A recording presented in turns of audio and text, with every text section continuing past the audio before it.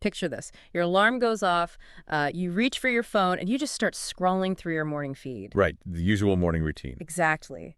And boom, you are immediately hit with these stories of like tyrannical CEOs, toxic workplace cultures, and just this weird cultural celebration of sheer unapologetic dominance. Yeah, you see it everywhere.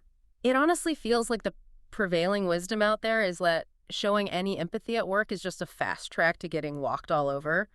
It is a really pervasive narrative, Yeah. honestly, and it puts just enormous pressure on people to perform this very specific, aggressive version of authority. Yeah. There's this cultural current right now that frames genuine care or even service as a fundamental weakness, particularly, when you move up the organizational chart. And that is exactly why today's deep dive is so crucial. We are pulling from a remarkably comprehensive research article by Dr. Jonathan H. Westover. It's titled Leading with Humanity. It's a fantastic paper. It really is. And our mission today is to shortcut your path to understanding how values-based leadership, which, means leading with service, curiosity, accountability, how that isn't just idealistic fluff. It is a hard-nosed, measurable strategic advantage. Because the stakes here go far beyond just having a pleasant day at the office. I mean, organizations are facing an existential crisis right now. How so? Well, the old industrial model, the one that treats humans like interchangeable cogs in a machine, it is actively destroying modern performance. Well, actively destroying it. Yes, we try to navigate these highly complex, rapidly shifting knowledge-based problems using a leadership operating system that was designed for like a 19th century textile factory. Okay, let's unpack this, because to really fix the modern workplace, we first have to confront the cognitive dissonance in how we currently define a strong leader. Right. There seems to be this massive disconnect between the leadership style we claim to want and what actually gets rewarded in the wild. Absolutely. The research highlights a very stark contrast between two core models. On one side, you have what they call dominance-oriented leadership. Right, the tyrannical boss model. Pretty much. This framework is entirely about hierarchy maintenance. Yeah. It prioritizes rapid-fire commands, unilateral decisions, and it views literally any display of vulnerability as an inefficiency that needs to be eradicated. I tend to think of dominance leadership like slamming an energy drink. Oh, that's a good way to put it. Right. You get a massive, immediate spike in compliance. People jump to attention, things happen quickly, and that decisive action looks incredible on a short-term quarterly report. Yes, the short term. But you are spiking the system. Eventually, you drain the underlying reserves, and it inevitably leads to a massive systemic crash. That is a highly accurate way to visualize the mechanism at play. And on the other side of that spectrum, you have values-based leadership.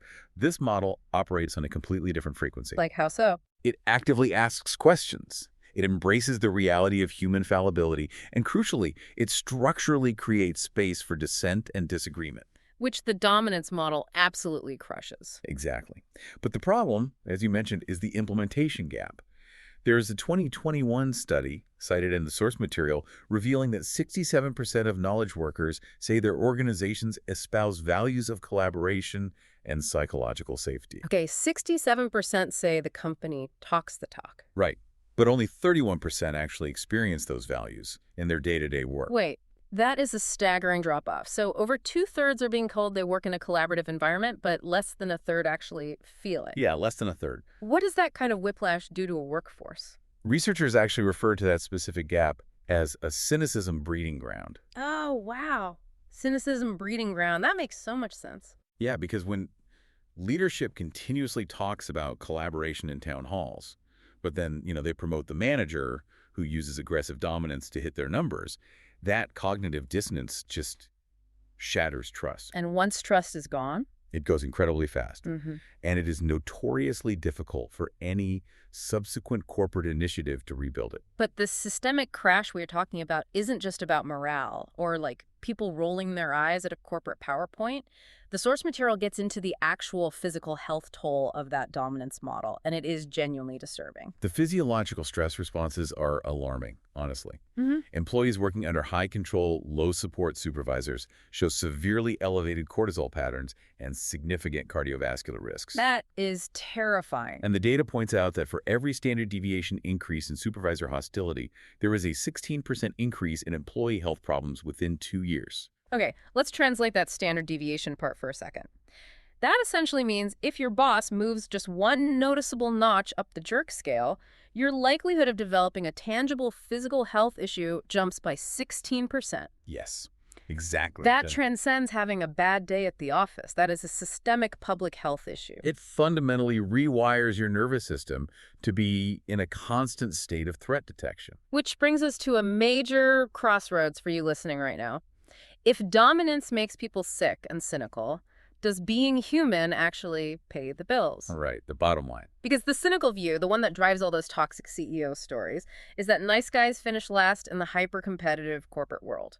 Like, if you create a supportive environment, don't you just get outmaneuvered by the ruthless competitor? Well, if we look purely at the empirical data, dismissing humanity-centered approaches as a luxury belief completely misreads the economic landscape. So the data says otherwise. Completely.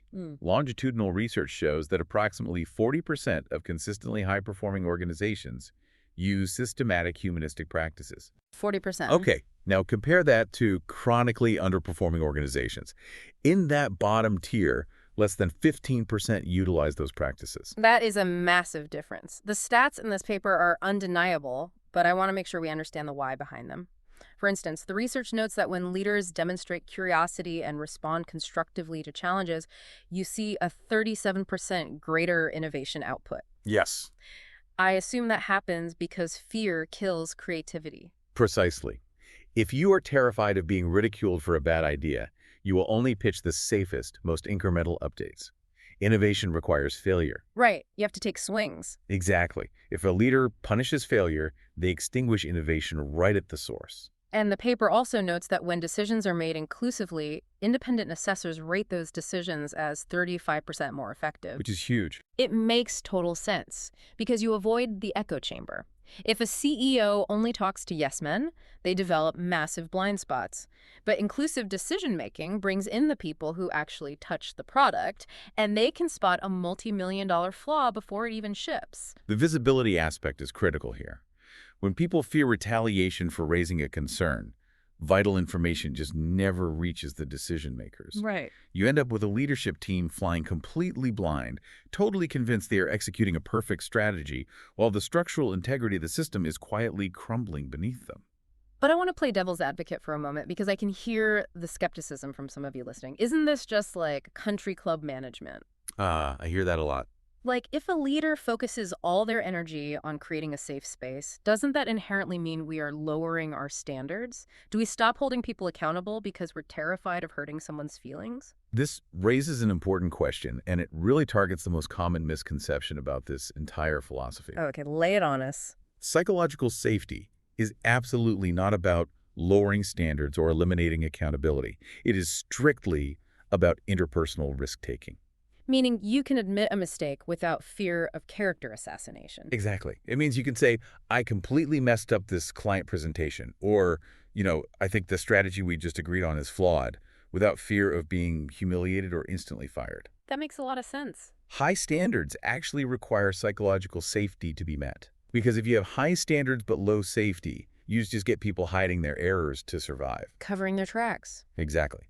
And the economic resilience data proves this. Companies that utilize these humanistic approaches recover from major economic downturns 60% faster than their competitors. 60% faster. Yes, compared to the ones who default to the standard panic-driven layoff and restructure playbook. That's the perfect pivot, actually, because it's incredibly easy to be a humanistic, values-based leader when profits are soaring and everyone's getting a fat end-of-year bonus. Oh, sure. Anyone could be nice then. Right. The true test of a system is what happens when the sky is falling.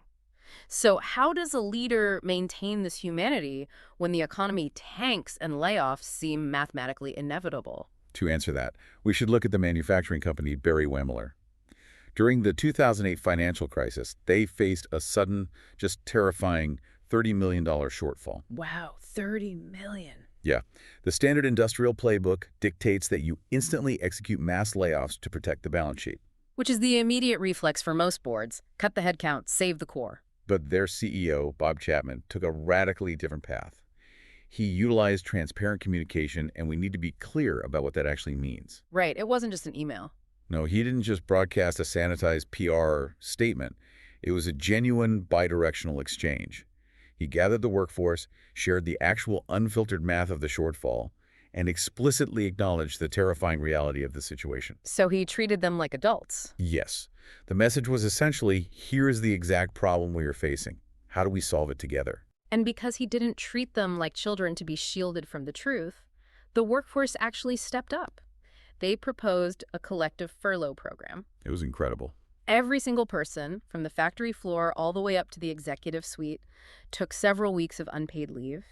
They shared the pain evenly. They did? And as a result, they saved every single job, met the financial requirement, and that immense shared sacrifice eventually helped propel the company's growth from $1.3 billion to over $3 billion in revenue. That outcome was only possible because Chapman had spent years building the infrastructure of trust. I mean, you cannot suddenly ask for shared sacrifice if you have spent the previous 5 years leading through dominance. Right. People would just laugh and walk out. Exactly.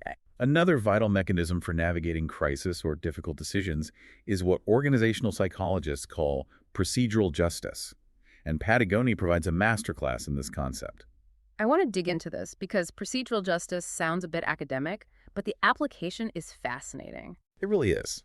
When Patagonia considers launching new product lines or making major supply chain changes, they don't just let the executives decide behind closed doors. Okay, so what do they do? They use cross-functional teams that meticulously evaluate the environmental and worker impacts right alongside the traditional financials. Oh, interesting. Now, the executives still retain the formal authority to override those teams' recommendations, but if they choose to do so, they are required by the company's internal rules to provide and permanently archive a detailed, transparent explanation for why they overrode the team. Okay, here's where it gets really interesting. Because procedural justice is such a universally human desire, it perfectly mirrors the dynamics of parenting. Oh, how so? Think about the fundamental difference between a parent yelling because I said so and a parent who sits down, looks their kid in the eye, and takes 5 minutes to explain the reasoning behind a rule. Right, the respect aspect. Even if the team or the kid doesn't get the outcome they wanted, the sheer respect of being told the why creates psychological buy-in. It prevents resentment. That process signals profound respect. It communicates to the employee, your perspective is valued beyond your instrumental ability to just execute this one specific task. Yours goes a long way. It does. And that systemic respect for process is a massive contributor to Patagonia's famously low turnover rate at their headquarters, which sits under 4% annually. Under 4%. Yes. In the modern retail and apparel industry, that number is almost statistically impossible. Okay, so transparent communication and explaining the why builds trust. But to truly lead with humanity, an organization eventually has to put its money where its mouth is. They have to hand over actual tangible control and actual economic security to the people doing the work. This is the crucial transition from good intentions to systemic design, because a humanistic culture cannot survive inside a coercive bureaucracy. Give me an example. If we look at Virginia Mason Medical Center, they realized that the traditional hierarchy was actually harming patients, so they completely dismantled the standard healthcare power structure. You mean the one where senior doctors are viewed as unquestionable deities? That's the one. They implemented a system modeled after the Toyota production line where anyone could pull the emergency brake. But wait, apply that to a hospital. You're saying a nurse, a technician, or even a custodian could literally stop a complex medical procedure if they saw a safety issue. Yes, anyone. Doesn't that risk costing the hospital thousands of dollars in delays if the custodian is just wrong? It does carry a financial risk in the moment, but you have to weigh that against the catastrophic cost of a surgical error. Ah, right. Virginia Mason decided the risk of a delay was acceptable.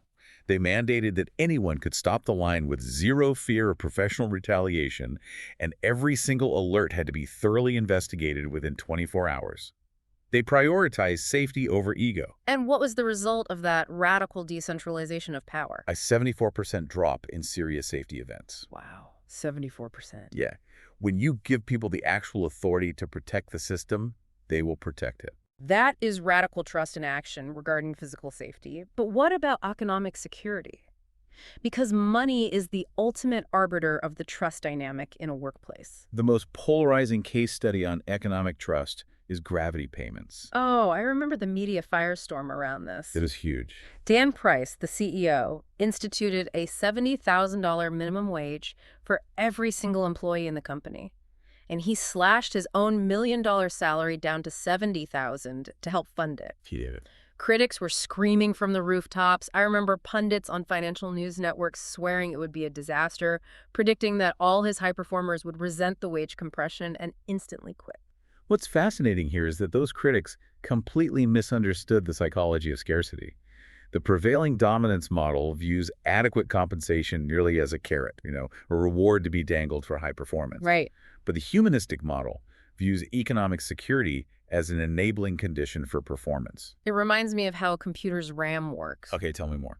If you have a computer and 90% of its RAM is being eaten up by a background virus, you can't open any high-level creative software. The system just freezes. Sure. For an employee, survival anxiety is that background virus. If you are constantly calculating how to pay rent or terrified of an unexpected grocery bill, that consumes a massive amount of your cognitive bandwidth. You cannot innovate if you are just trying to survive. That analogy perfectly captures the neurological reality. Because when you remove that survival anxiety, you suddenly free up all that trapped cognitive bandwidth. Right. The employees at Gravity Payments now had the mental space to actually focus on doing extraordinary work. And the business metrics validated the psychology. The numbers were wild. Revenue doubled. Customer attrition dropped by half. Voluntary turnover was cut to a third of the industry average, and their inbound job applications skyrocketed tenfold. Which is just Yeah. incredible. And beyond the corporate metrics, employees started buying homes for the first time. They started having families. It proved that basic economic security isn't some separate HR-related issue. It is the literal foundation of leadership. It is the foundation because it proves to the employee that the organization views them as a human being with a life, not just an expense on a spreadsheet. So if you're listening to this and you're thinking, I want to work for a company like that, or I want to be a leader who builds a team like that, how do we ensure this approach actually survives? That's the challenge. Because we've all seen a department with one genuinely amazing human-centric boss, but the second that boss gets promoted or leaves, the vacuum is filled, and the whole culture reverts back to a toxic dominance model overnight. You were describing the localized excellence problem. Right. To prevent a culture from evaporating when one good leader leaves, you have to fundamentally rewire the institutional plumbing. Specifically, you have to change the selection criteria for who gets promoted. Which most companies get wrong. In a lot of companies, the system accidentally promotes dominance behaviors because they reward individuals who are exceptionally good at aggressive self-promotion rather than the people who quietly elevate the performance of the team around them. Which is exactly what the Cleveland Clinic realized. They completely overhauled how they promoted their doctors. They did. They recognized a hard truth. Extreme clinical eminence, being the absolute best surgeon in your field, does not naturally translate into knowing how to lead a complex, high-stress care team. It's a completely different skill set. Exactly. So they changed the plumbing. They required that any nominated physician had to complete a rigorous leadership academy before they could be promoted. And this wasn't just like a weekend retreat with trust falls, right? This was heavy focus on psychological safety, emotional intelligence, and team dynamics. Exactly. And it was a strict, non-negotiable prerequisite. If you didn't pass, you didn't advance, no matter how good your surgical metrics were. The structural result was that departments led by graduates of this academy saw 31% fewer formal employee grievances. They institutionalized the culture by ensuring you literally could not acquire power unless you possess the relational capabilities to handle it. So they fixed the promotion pipeline. But what about the fundamental relationship between the company and the employee? Because the old unwritten rule was, give us your absolute loyalty and we will give you a job for life. Yeah, that implicit contract is entirely obsolete. Microsoft, under the leadership of Satya Nadella, provides a brilliant example of how to evolve this. They transitioned to what organizational scholars call an employability contract. Okay, break that down for me. Because as a manager at Microsoft, my goal is to train my best employees so well that they become incredibly attractive to our competitors. That feels completely counterintuitive. Why would I want to make it easier for them to leave? Because if you try to trap them by artificially limiting their growth, they will leave anyway and they will resent you for it. What? The employability contract acknowledges the modern reality. Employment might be temporary, but mutual growth must be guaranteed. Microsoft began evaluating their managers not just on output, but on how effectively they developed their direct report skills for the future. even if that future is outside Microsoft. Exactly. Whether that future is a higher role inside Microsoft or a massive opportunity outside the company. That requires a massive leap of faith. You are investing in their capability, trusting that the culture you build is so compelling they will want to stay, even when they have the skills to go anywhere else. It creates a culture of immense loyalty, precisely because you aren't demanding it through coercion. And supporting that kind of growth requires an organization to possess a structural purpose that transcends just generating profit. Which brings to mind companies like REI closing all their stores on Black Friday, literally the most profitable shopping day of the year, and paying their employees to go spend time outdoors. Or WL Gore, the company behind Gore-Tex. WL Gore is fascinating because they operate using a lattice organization. And a lattice organization, just to visualize it, means they completely removed the traditional corporate ladder. Instead of a hierarchy where a boss tells you what to do, it's more like a web. Authority isn't based on your title. It's based on your actual expertise and your ability to attract a team to your idea. The structure itself distributes authority. Employees essentially choose which leaders and projects they want to follow. And neither REI's Black Friday closure nor WL Gore's lattice structure are mere PR stunts. Right, it's baked into their DNA. Yes. REI's cooperative ownership model legally allows them to prioritize their humanistic mission over maximizing quarterly shareholder returns. WL Gore designed their entire corporate charter to prevent the very existence of a coercive bureaucracy. They institutionalized humanism into the legal and structural DNA of the company. So what does this all mean for you? If you are evaluating a new job offer, or if you are managing a team right now and wondering why things feel stuck, you need to look way past the glossy mission statement on the wall. You need to inspect the structural pipelines. How is compensation actually handled? What happens structurally when a low-level employee points out a mistake? Who is actually getting promoted, and what behaviors did they use to get there? Organizations aren't just machines that output widgets. They're living, breathing social systems. If we connect this to the bigger picture, treating people as fully realized humans at work is not a soft luxury. It is an absolute strategic clarity. Say more about that. The human costs of dominance-oriented leadership, the rampant burnout, the physical health crises, the damaged personal relationships, those costs do not just vanish when people clock out. They are externalized. They bleed into real life. They're pushed onto families, onto local healthcare systems, and onto our communities.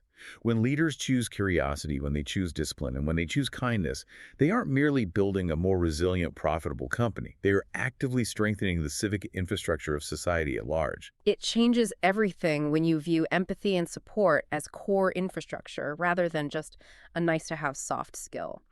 Then that leaves us with one final thought to mull over, building on that concept of Microsoft's employability contract. I love this concept. Think about your own career trajectory right now. What if the ultimate mark of a truly great leader isn't someone who tries to trap you in your current role by hoarding your talents? What if the goal of leadership is intentionally making you so incredibly skilled and so undeniably valuable that you could leave for a better offer at any moment, yet they create a culture so supportive, so intellectually stimulating, and so deeply human that you consciously choose to stay? It's a powerful shift. It really is. How would that fundamental paradigm shift change the way you interact with your boss or how you lead your own team tomorrow morning? Thank you for joining us as we explored these sources today. We'll catch you on the next deep dive.